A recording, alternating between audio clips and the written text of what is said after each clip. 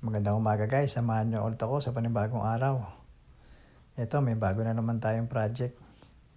Natuwa si boss sa pinalis ko noong nakaraang araw, kaya ito, binigay niya sa akin yung kadugtong na yun. Kaya simulan na natin. Siyempre, tinanggal muna natin dyan yung malalaking kalat. Winalisan natin. Tapos, ginamitan ko na rin siya ng malaking spatula para makudkod natin yung mga nanikit na ibang malalagkit na mancha sa sahig. Para bago natin siya i-polish, hindi na mahihirapan yung polishing machine. Saka hindi na rin tayo magtatagal. Bali, ang ginawa ko dyan, kinagtut ko lang, tapos winalisan natin dyan. Nang nawala na yung mga alikabok, sinimulan na natin siyang spray ng chemicals.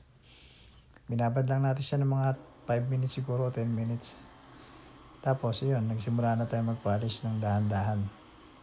Ginamitan ko pala yung muna ng brush na polisher para makuha niya yung mga nanikit na na mancha sa vinyl. Kasi marami na rin siyang gas-gas eh. So yan, dahan-dahan lang natin siyang pinapolish hanggang sa kumintab siya. Kasi dito sa pagpapolish, kailangan medyo matyaga ka eh. Hindi mo pwedeng madaliin. Yan, bali, ito na nga pala kinalabasan niya.